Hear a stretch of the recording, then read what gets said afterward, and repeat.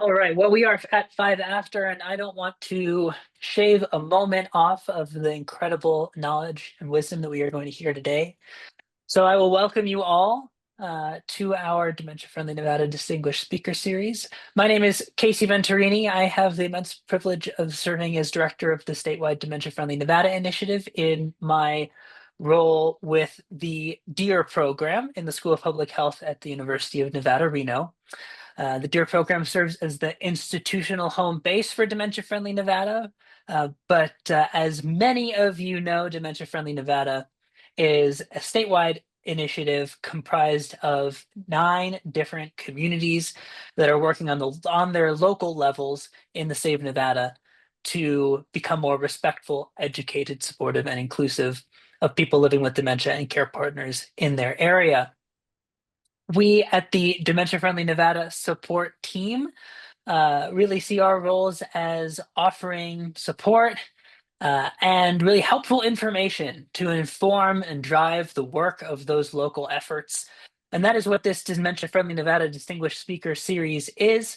If you've been a part of our Dementia Friendly Nevada statewide meetings before, then you will be excited to know that this is not an extra meeting on your calendar, but this is the new identity of our statewide meetings, really positioning this space every month as an opportunity for us to hear from the leading experts on topics directly related to dementia risk reduction, brain health, care and support, community-driven action, all things that we know dementia-friendly Nevada community groups are focused on. And we hope that the education here in this space will help to further the locally driven initiatives across Nevada. If you're joining us from outside of Nevada, well, that is wonderful. Welcome. I'd like to welcome you to the Silver State, at least virtually today. And know that this education is for you too. None of the information that we offer here at the Dementia Friendly Nevada Distinguished Speaker Series is Nevada specific. It's, of course, useful to Nevadans, but it's useful to everyone. So, no matter where you're zooming in from today, this is a place for you. Thank you for being here. I just want to give an opportunity just to, I see some colleagues on the call, just to wave and say hello. I'm here joined by my colleague Bradlyn Weiser, who's program coordinator with Dementia Friendly Nevada, and also our community programs and education coordinator with the DEAR program. Bradlyn joined by her adorable little fur baby there. And Jennifer Carson, I see on the call as well, director of the UNRDR program. We comprise some of the Dementia Friendly Nevada support team. So if you see our names in the future, you'll have some faces to put to those names. But without further ado, what I would really like to do is introduce our first distinguished speaker as part of our Dementia Friendly Nevada Distinguished Speaker Series. And that is Nevada's own Kat Hartley. Kat was not invited because she is a Nevadan. It just so happens that Nevada houses one of the leading experts on brain health, and isn't that exciting? So, Kat, I am thrilled to have you here today to kick off our Dementia Friendly Nevada Distinguished Speaker Series. And I would love to share with everyone who hasn't had the pleasure of getting to know you or your uh, impressive background, just a little bit of information about why you about the real experience and authority that you bring here today. So Kat is a pharmacist and has dedicated her professional career to advancing dementia research, treatments, and care. She began her career as commissioned officer in the U.S. Public Health Service at the U.S. Food and Drug Administration, serving as project manager for Alzheimer's therapies. And after raising her 2 sons, Kat became the project manager for the Cleveland Clinic Healthy Brain Initiative, based in the Cleveland Clinic Lou Ruvo Center for Brain Health in Las Vegas. Over the last 10 years, Kat has educated numerous community groups on a healthy lifestyle as a way to reduce the risk of or delay dementia. You might know Kat from Dangle and Dot because she, along with Nancy Nelson, a person living well with a dementia diagnosis for over 12 years, are co-founders of the Dangle and Dot, a dementia-friendly social enterprise committed to changing the negative stigma of dementia to a more transformative, empowering view, daring to do dementia differently. Kat also volunteers in many spaces, among those the Alzheimer's Association, Dementia Friendly Nevada, Reimagining Dementia. And currently, through the seasoned lens of experience, Kat finds great joy, reward, and honor as a family care partner as well for her mother and brother. Kat, it is a delight and an honor to have you here today. Uh, we welcome you to the Dementia Friendly Nevada Distinguished Speaker Series. The floor is yours. Please let me know when you'd like me to bring up your slides. Wow. Hello, humans. Wow. Sitting in your bodies with a beautiful brain. Yes, I see some people I know, names I recognize. Thank you for dedicating this time to talk about brain health, one of my absolute favorite topics, because I think it holds a key to a lot of things. And so I want you to consider this next hour or so we have together as the form of your own self-care, if you will, to learn how you first going to start with yourself on ways you can adopt a brain healthy lifestyle. And then this collection of people in particular, I know are using their brains to think about how this could be applied to others. So I encourage you to start with a piece of paper, if you will, and you're going to have the me column. What did I hear today that I might be able to change, swap, and trust your intuitive knowing. Trust that inner something that sparked an idea.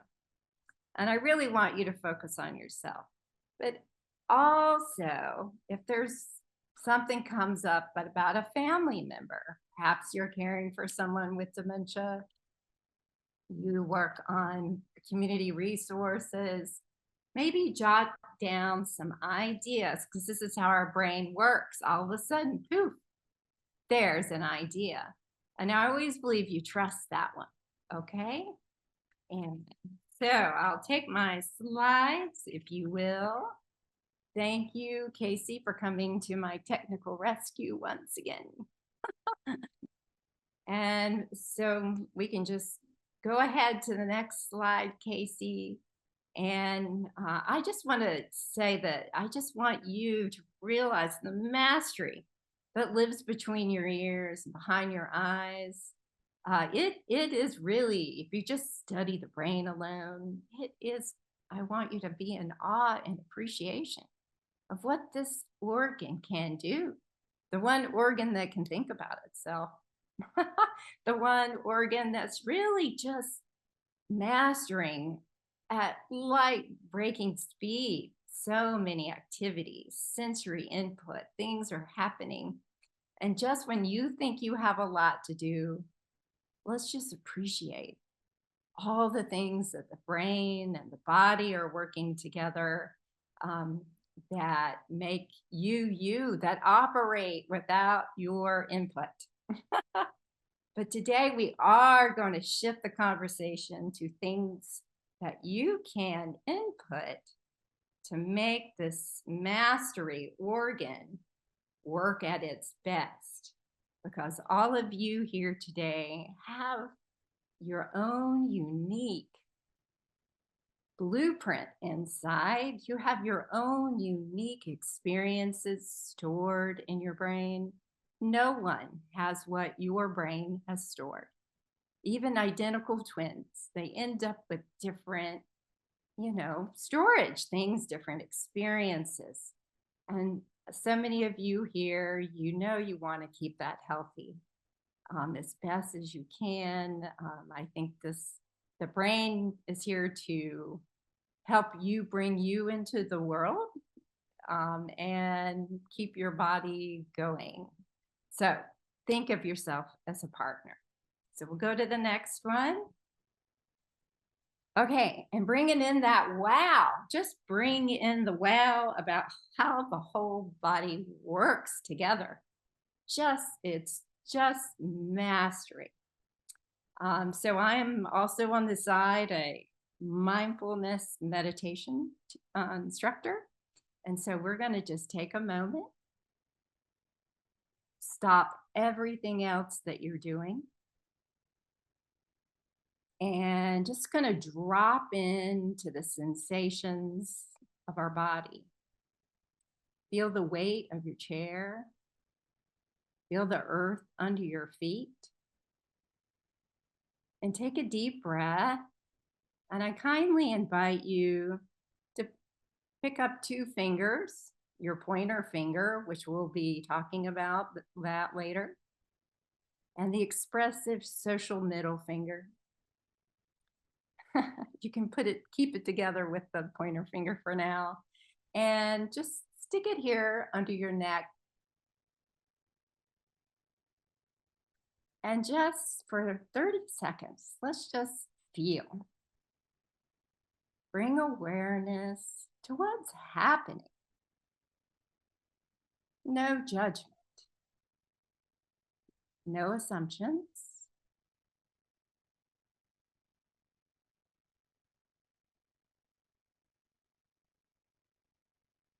Just breathe in and feel.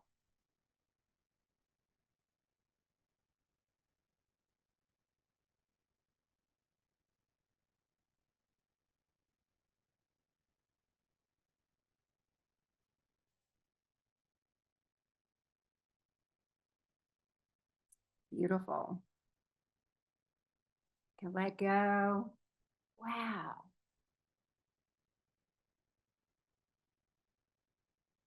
It's all happening at record speed in there, isn't it? It is pretty amazing.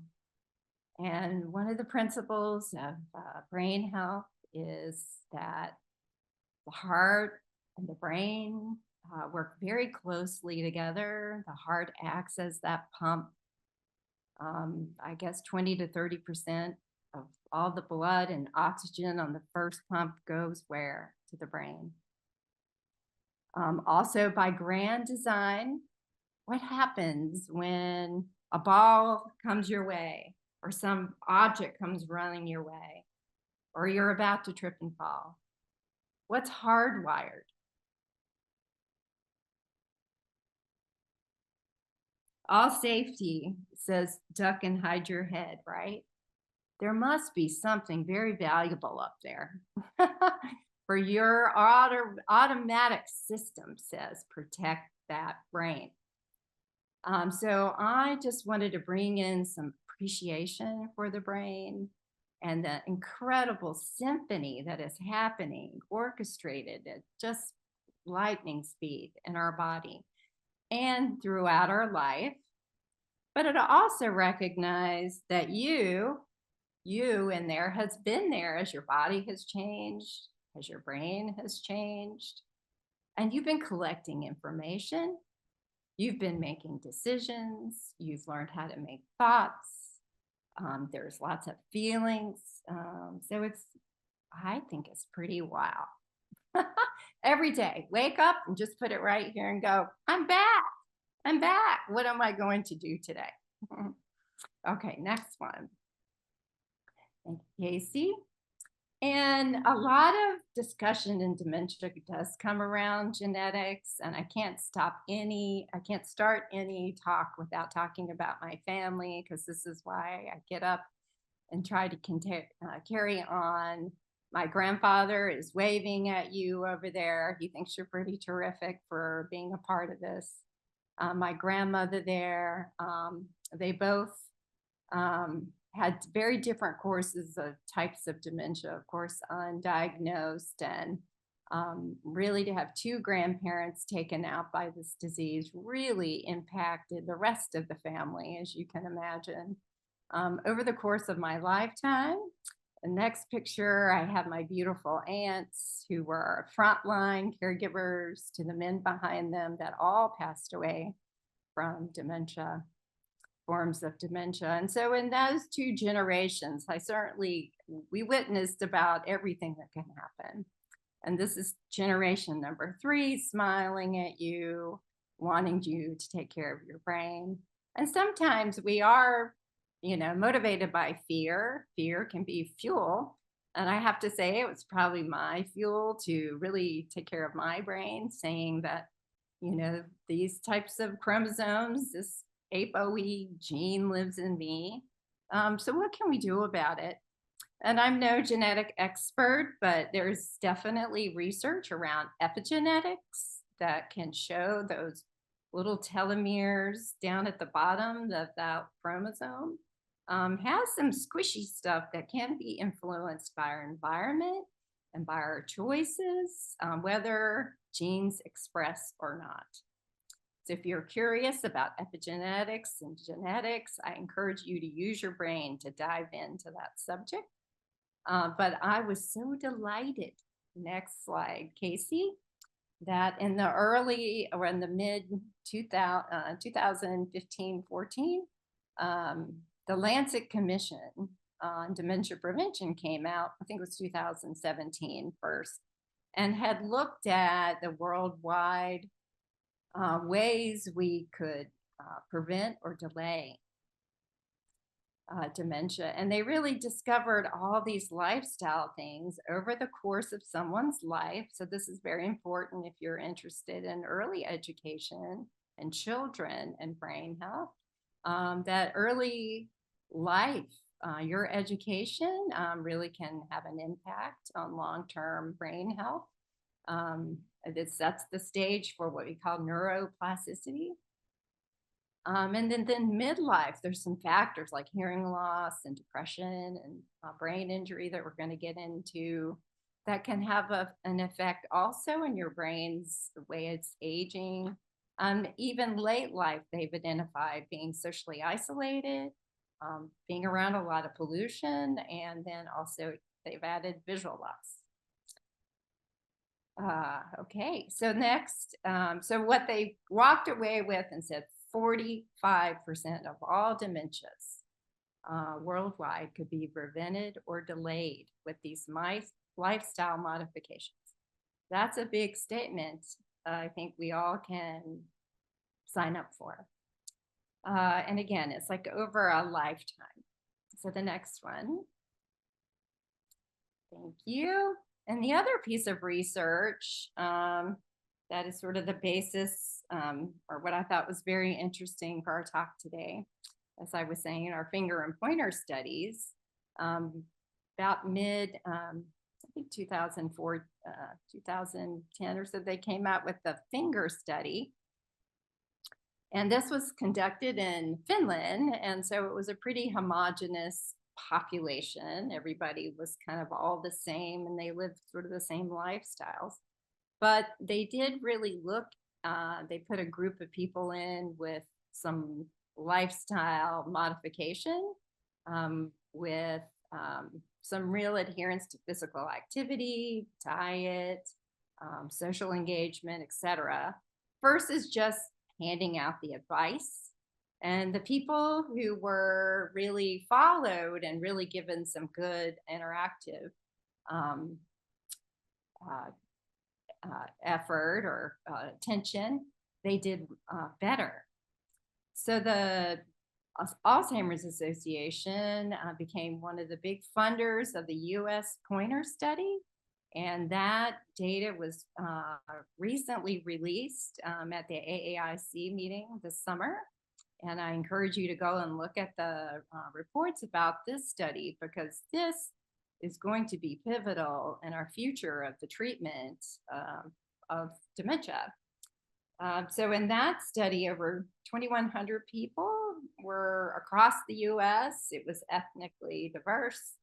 And it chose people at higher risk of dementia given their lifestyle. They were sedentary, they had a genetic risk, poor diets, and they were given structured engagement around these pillars of brain health, if you will. And then another group was kind of more self-guided, but still checked in on.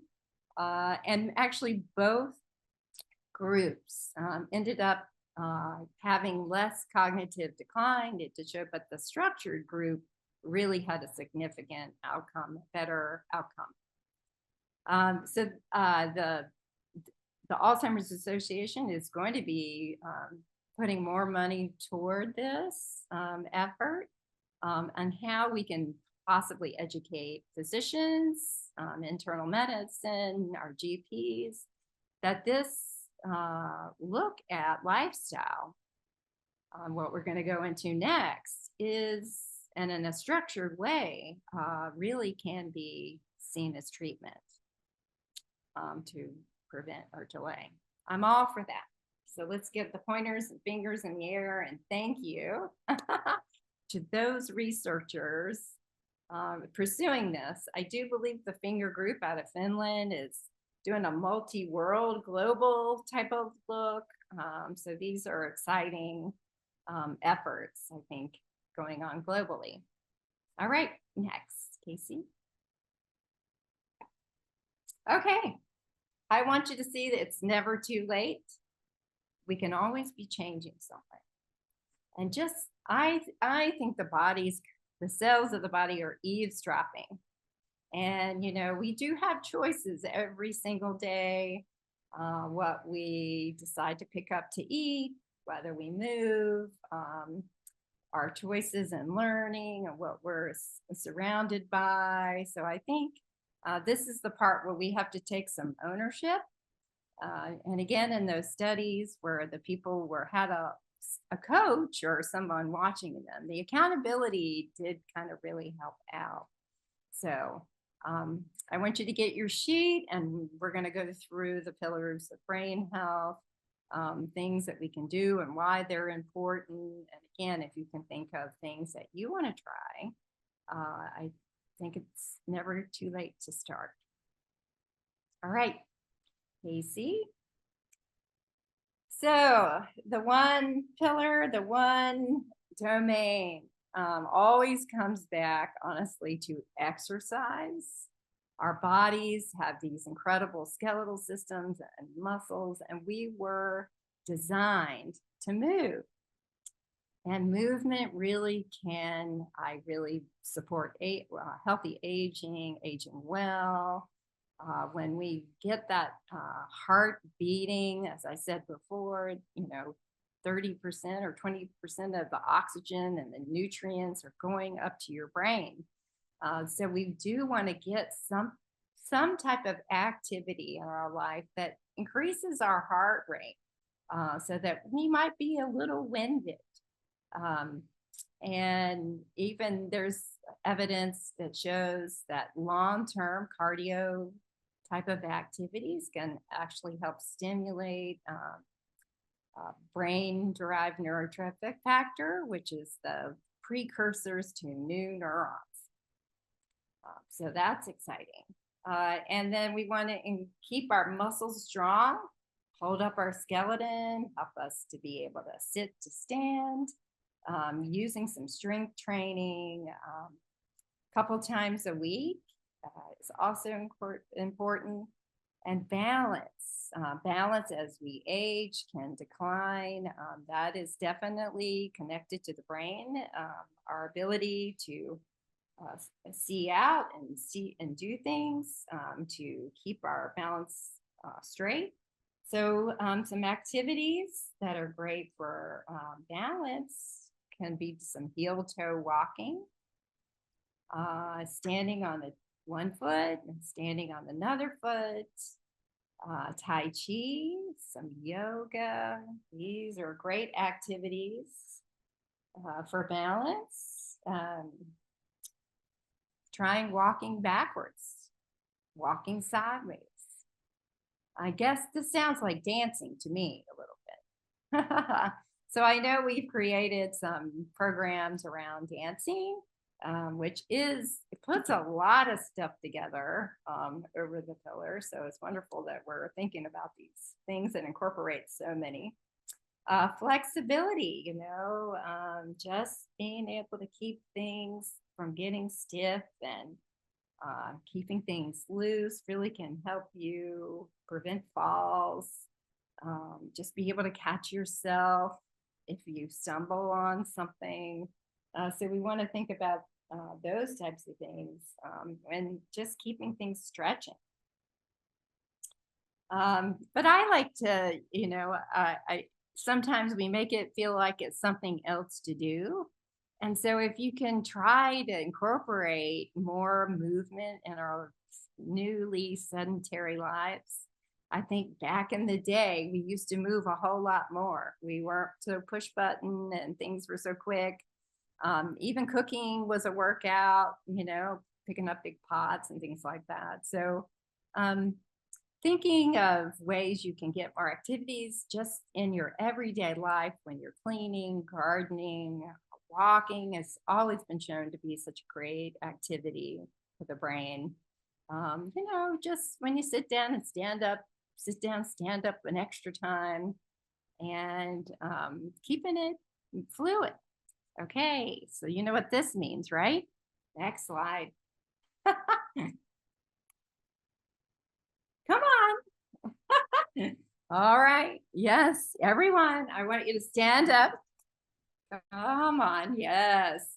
The sedentary lifestyle. Wow, we've gotten too little too comfy in our chairs. I know it's harder on Zoom. We won't watch everyone's disappear up here. But I want you to just stretch up and think about all the organs that are smashed in just your torso, right? They want some space, do their thing. Yes, do what comes natural. Is it a sway? Is it a swimming motion? Twist. Yes, thank you, Jennifer. You're doing a twist. The twist is so great for the spinal cord in yoga, and then they tell you you're kind of just cleaning out your lymphatic system. Okay, and now just lean into your camera just a little bit, and we're going to put your hands up on your ears like you're going to hear something very important. Sitting is the new smoking. Yes, it is.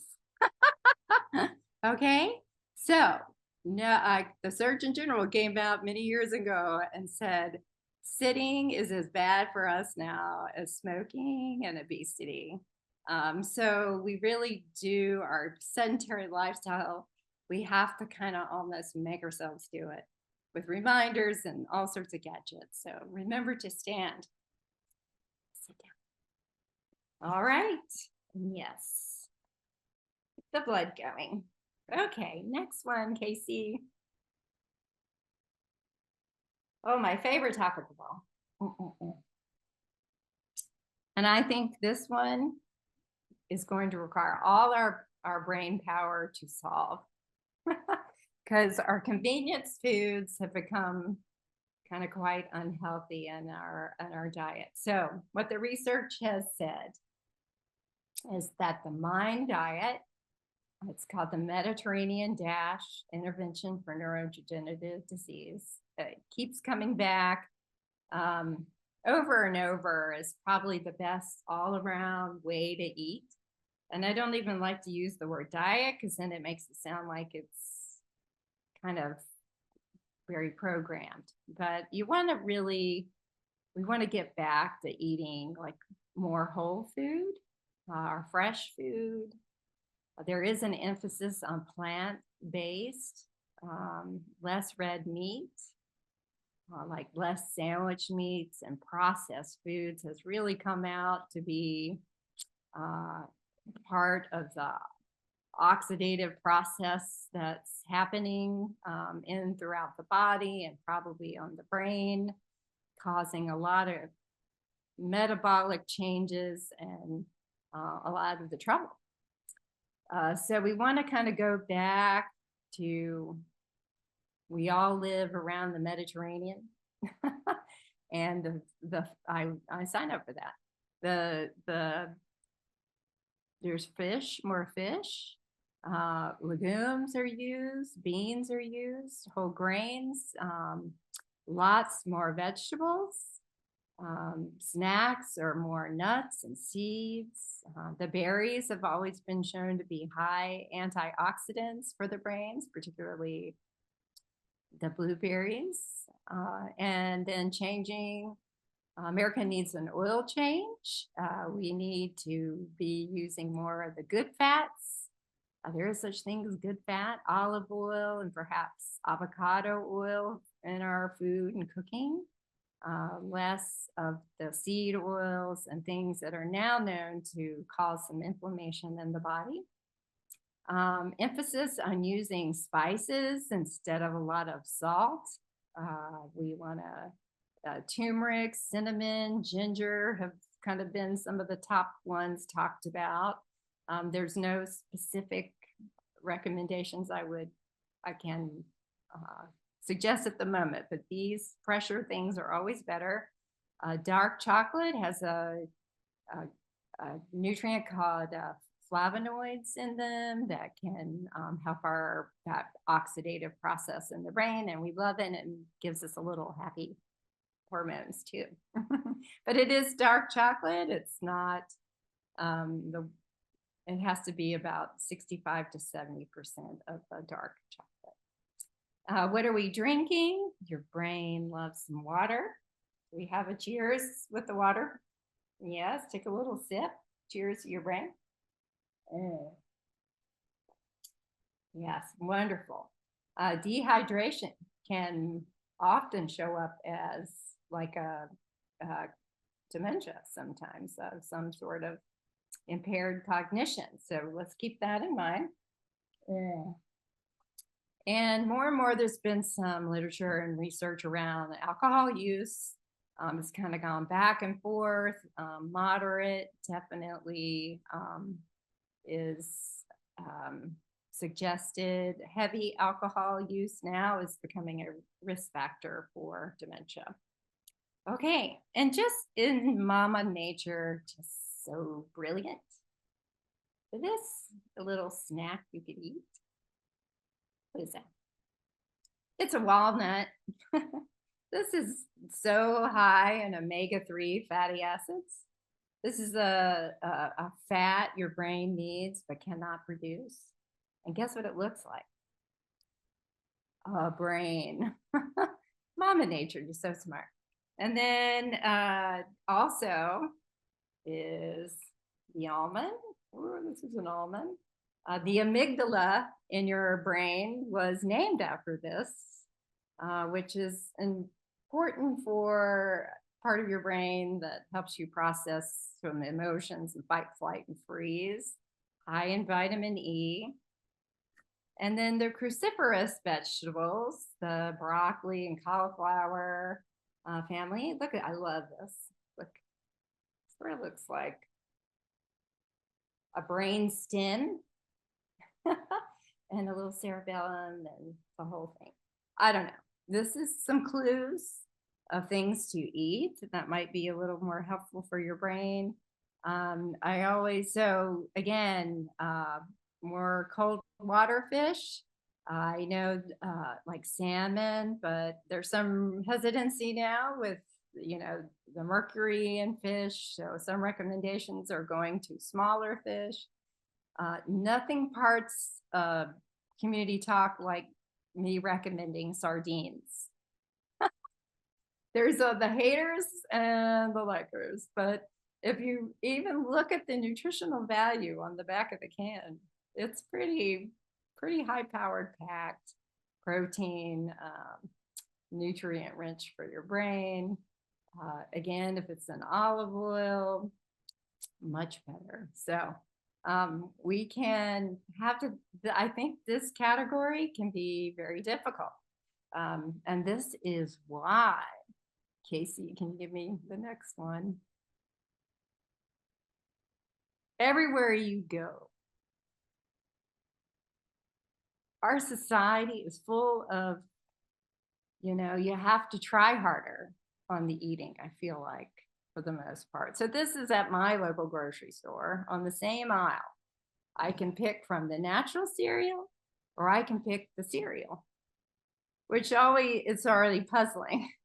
Okay, then what's the cereal versus the natural cereal?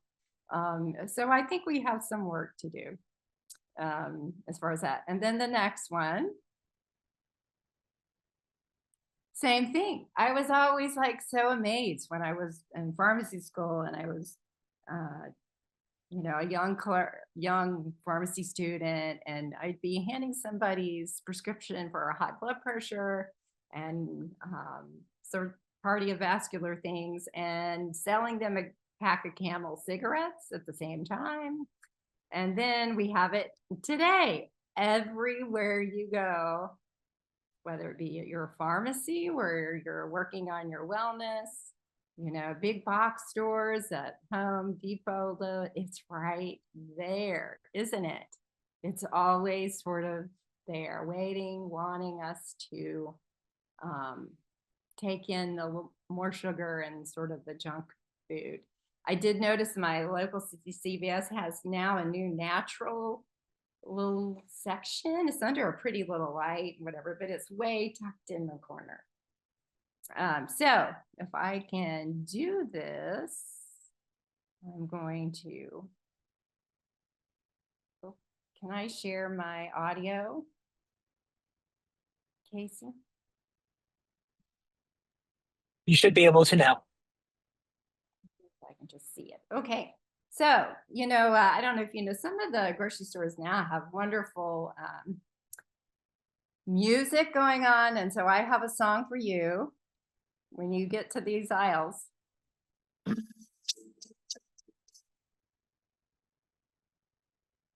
You see me walking down the street and I start to cry each time we meet. Walk on by. Can you hear it? It's a little choppy coming through. Shoot. Okay. All right. Let me see if I can share my audio. I just want you to hear it. Okay. Okay, here we go. You're walking in the aisle.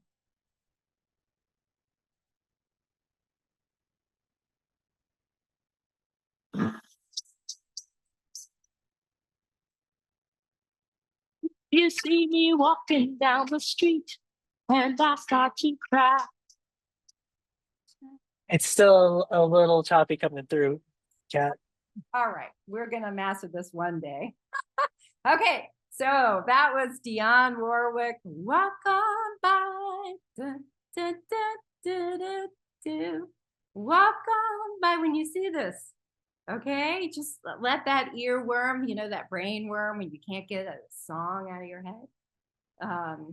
And then when you turn to the vegetables, even the frozen vegetables and the fresh food, I want you to hear the song by Marvin Gaye, and it's Ain't Nothing Like the Real Thing, Baby. Ain't nothing like the real thing. All right, you got it, Tom. I see you dancing. Thank you. And I should have asked Jennifer or Peter to sing that for me now. Okay, thank you. So it does require some willpower, right? Or really trying to make a better choice. And I hope one day we solve this by the better choices just being there. Yes, so that is my dream. Okay, next, Casey.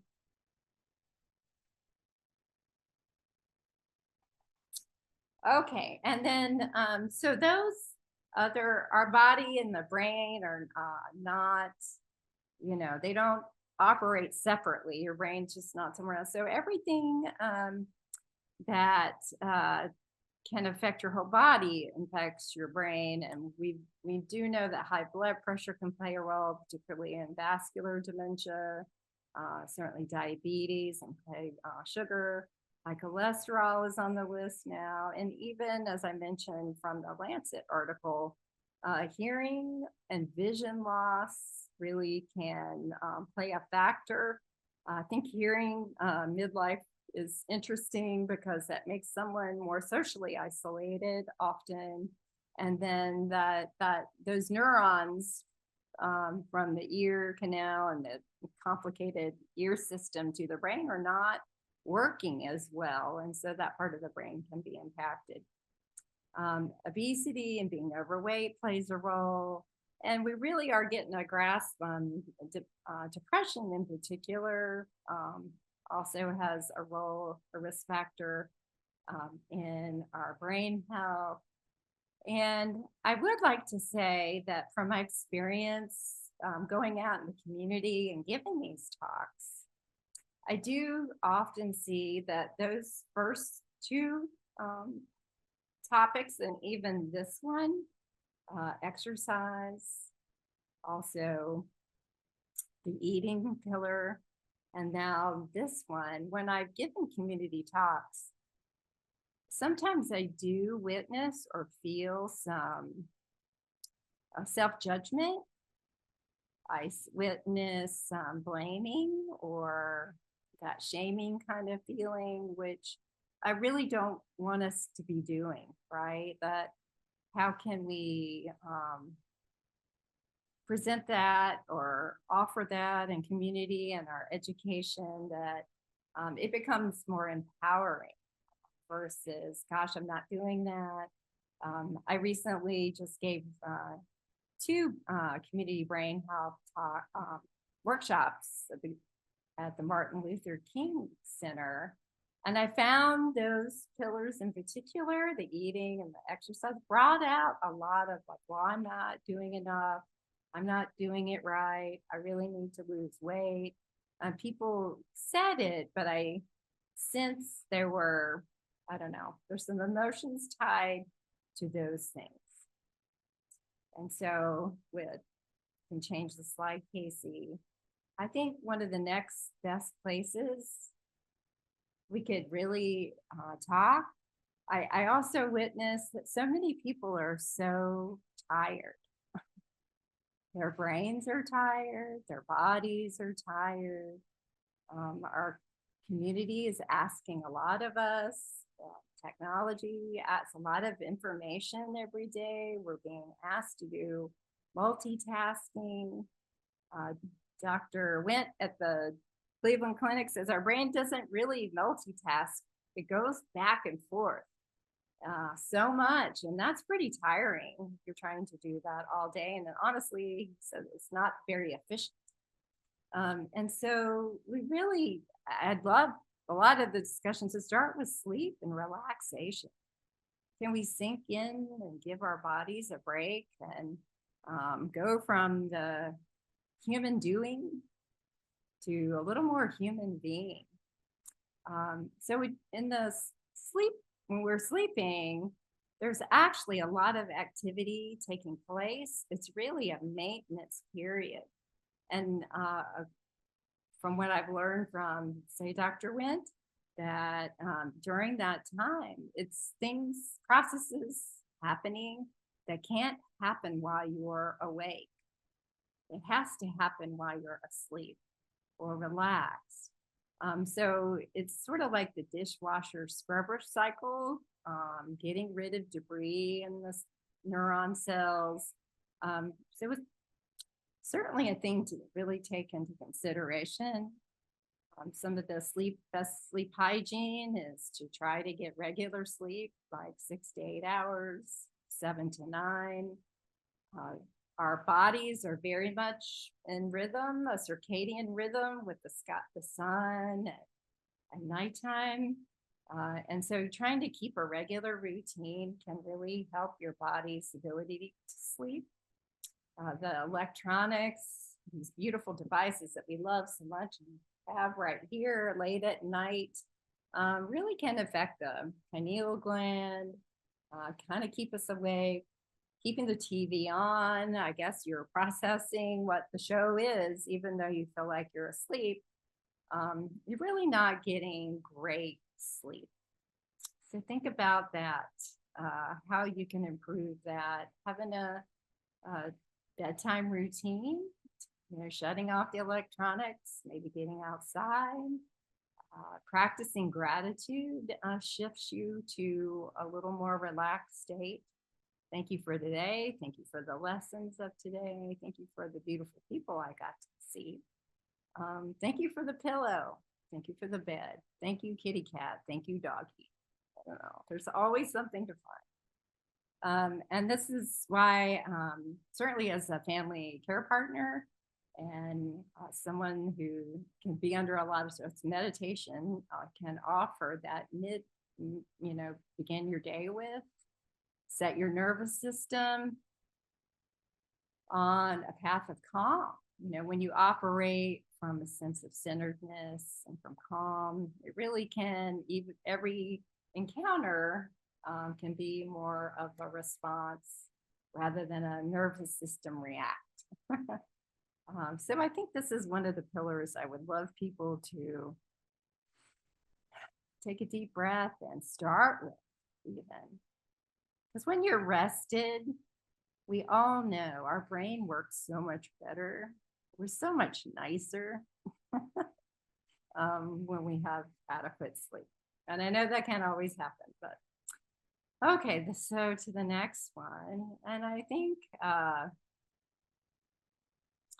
when we think about rest and our bodies, I cannot help but think about where is our body every day? Where is our body being exposed to? So, like in Las Vegas, we do love it. And up in Reno, we do have casino life, right? And if you're a shift worker, that really can impact sleep. It's a very stimulating environment at times. So that type of environment, may be a lot for someone's brain health and that to consider.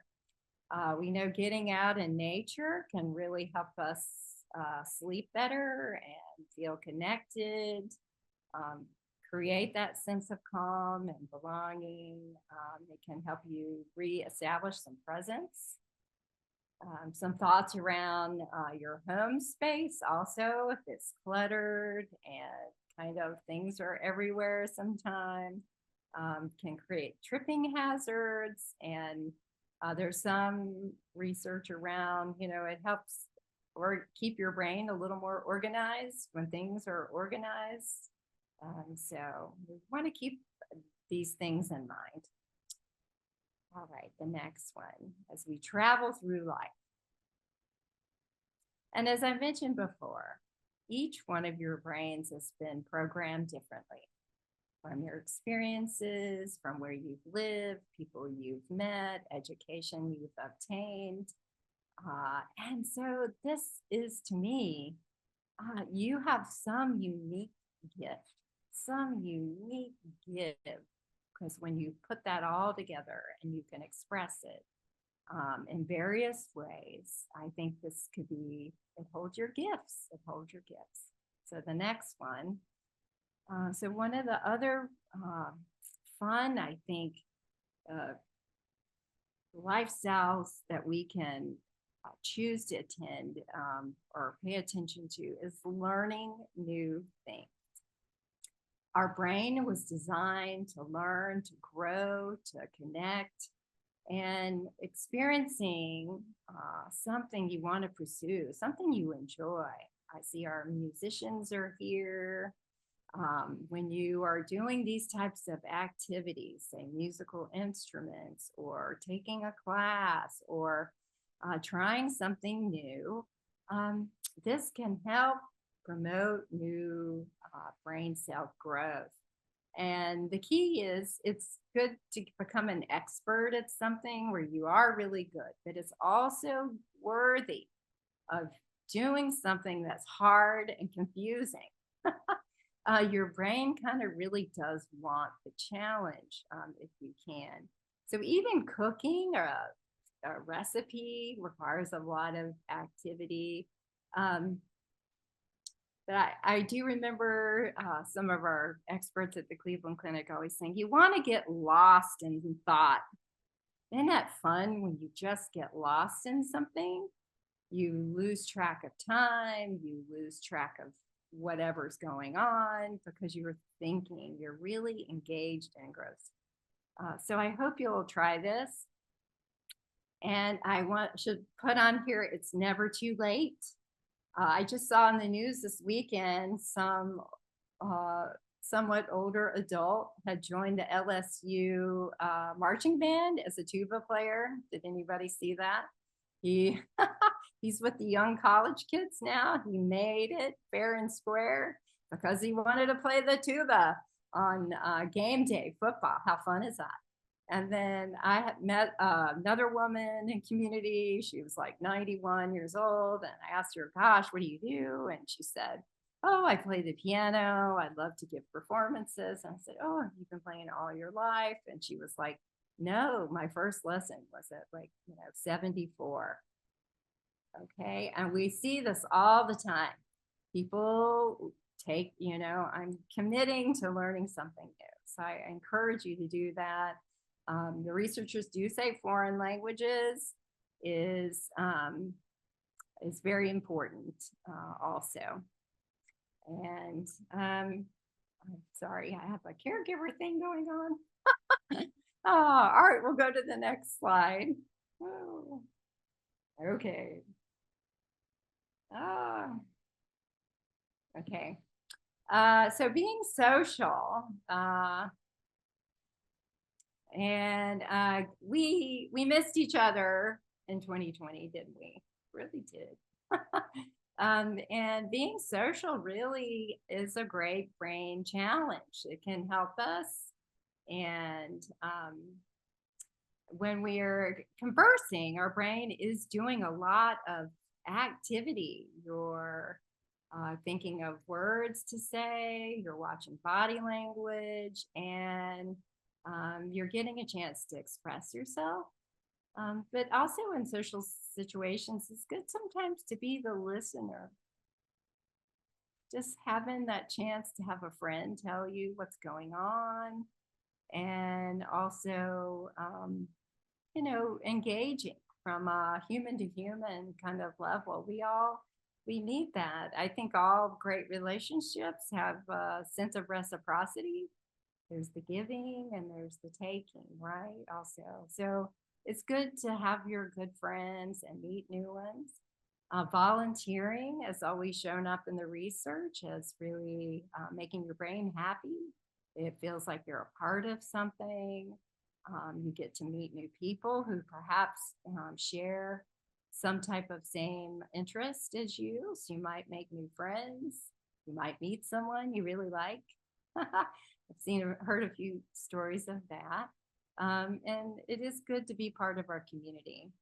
And the getting out, enjoying life, like at the theater, all sorts of creative events, musical events. I don't know, it can take us away from our kind of inward personal things and realize we're part of something bigger and enjoy. And then who has dogs? Any dog owners? Okay. And then how about our cat owners? Yeah, woo-hoo, kitty kitties. And they've actually been shown to support our brain health. The dog owners know the dogs are very demanding of your attention, and you must go out, rain, snow, sleet, mailman style, right? And you get to go out, and and maybe meet people. You have to move, which is great. Cats, they're fun. I mean, gosh, the videos on cats on the internet are just like amazing because people enjoy cat behavior so much. And they give you that unconditional love and can be a great companion. So it's good to have these in our lives. And if you're unable to have a pet for your life circumstances, even just watching videos about pets and things like that can bring some joy. All right, so staying social is one of the pivotal things we can do. And I really enjoy thinking about, when we think about our community, how can we put social events together with some maybe physical movement, and then that learning piece. I think then it becomes just, more engaging, more fun, more easily accepted by people. So if I could have the next one. And this is also sort of my lovely thing to do to remind you what you possess in your smile. When we smile, we humans smile. We have, as a pharmacist, there's just this beautiful medicine cabinet up there just waiting to be released. And just a simple smile can release dopamine, which is that reward chemical. That's that chemical when we do something nice or do something good. We felt like we did something that meant something to another or achieved something, that reward chemical. Serotonin, that helps us regulate our mood and sleep, and it's involved with appetite. Endorphins, we've heard about that when you get a runner's high or the thing that is a natural painkiller, and stress just melts away. Also, we have oxytocin, the love hormone. Any young lovers can tell you all about it when you're just lost, or when you hold your baby. Yes, that's a wonderful chemical we have in our human bodies. And GABA is also another brain's kind of calming neurotransmitter. So let's go back to the fingers for a minute and look at your camera, and just pointer finger and a pointer finger, and put them here and push up and let go. And I want you to share that with someone today. And I always say, share it unconditionally. Even if someone does not smile back, we never know what they have going on behind their mood or their thing, but to share it. You've already just, you're giving, and you're giving unconditionally, but then your brain is still giving its own happiness. So when you smile, the whole world smiles back at you. Just remember that one. It's so easy and it's free. Okay, so the next one. So I really, just as the future goes on and we learn more from our research and the evidence about how lifestyle really is going to be a big player in our future of dementia, we really want to think about creating some brain healthy communities all around us. We want to use our brains for that kind of wisdom. And I would love, you want to always come up with your perfect scenario, your North Star. What is our ideals, right? And to me, brain health should be unconscious. If we could just have more walkable communities, it's just part of our modern life somehow. That there's healthier, fresher food just readily available, not at a more expensive price. It is the cheaper price, like gardens or things like that, and also communities where we get together, more often, a community center and dancing and learning, and there's lots of that going on. I do know the Alzheimer's Association here in Southern Nevada is working with Clark County more in public health to make this a public health issue, or more of awareness around brain health modification and lifestyles. I've also give a lot of credit to the Blue Zones. I don't know if anybody's ever watched the Blue Zones. Dan Buchner, where he's gone around and seen where people lived well and what was all similar with those societies where people were aging quite well. And that whole Blue Zones has created community projects where your community could be designated as a Blue Zone community. They already have a lot of things established of what it can take to create one. So that's something to consider. And my time in local community centers, at least here in Southern Nevada, and then a few up there in the north, I feel like the pieces are already kind of there. There's a lot happening where people get together. And so how can we think about ways we can make this, just fun thing to come and do? explore brain health kind of together. So with that, I would love to just open it up to your thoughts, your brain's thoughts, perhaps questions, things that popped up perhaps along the way here.